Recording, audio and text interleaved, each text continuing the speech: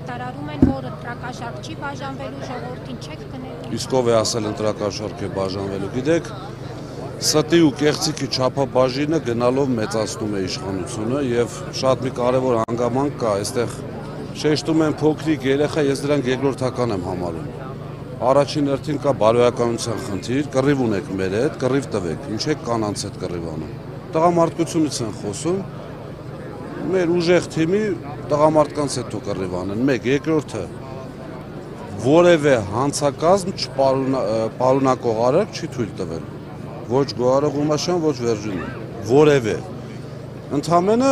իմ անձնական կարծիքով դատարանը չէր կարող որևիցե բան այսպես ուղղակի բաց թողել, ընտրեցին այդ տարբերակը։ Եվ նաև հարգելի լրագրողներ, ձեր այսպես լուման էլ այդտեղ շատ մեծ,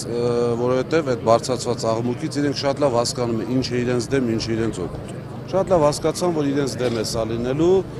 կանանց կալանավորելը, անգամ տնային կալանքում պահել, այդ իսկ պատճառով իրենք իրենց շահերի մեջ են գործում։ Այնպես որ իմ կարծիքով Զանգովի արտահայտությունը դեռևս գործում է։ Այսօրվա դատականից ինչ սպասելիքներ եք բանվազում։ Միանշանակ էլ արդեն չգիտեմ ոնց ասենք, տարբերակ չկա ուղղակի։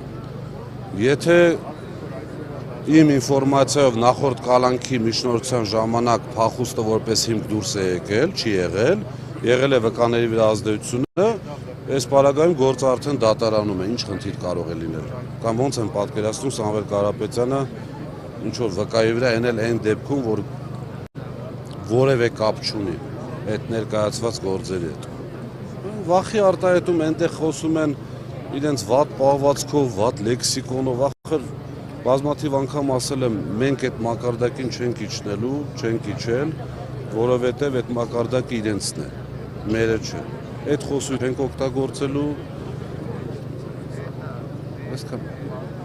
Պարոն Ղազինյան, իշխանության ներկայացուցիչները ձեր ցուցակի մասին են շատ խոսում, օրինակ ասում են,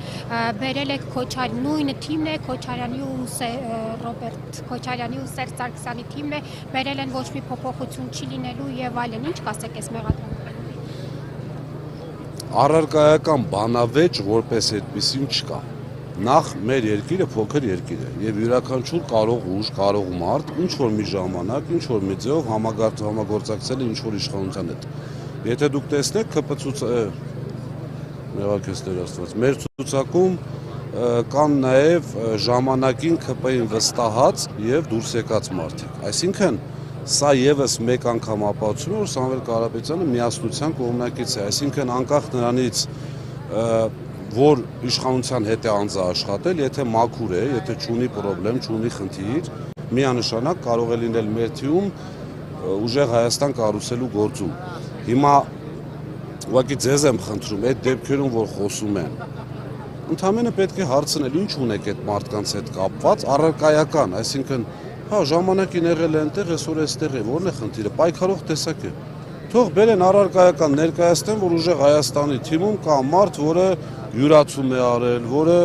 պետական դավաճանություն է գործել իմ կարծիքով իրենց պես, թող բերեն ներկայացնեն։ Անկամ բանավեճի չեն կարողանում նորմալ գնալ, մարդիկ գնում են նորմալ բանավեճի այդ աղմուկները, մերոնց միկրոֆոնների ձայնը իջացնելը, պարզ երևում է, չէ՞ որ ռեպլիկի ժամանակ այնտեղ միկրոֆոնի ձայնը բարձրացվում է, մեր թիմի ներկայացուցիչը խոսում է, այնտեղից ինչ ռեպլիկա թողում, այնքան բարձր է, արդեն մի քիչ չափաբաժինել են բարձրացրել։ Մերոնց ձայնը իջացնելով այդ աղմուկ, աղաղակ, ախր չի սազում, էլի։ Մեր պետությունը վերջին հաշվով այդ երկիրը չի, պետքա փոխվի։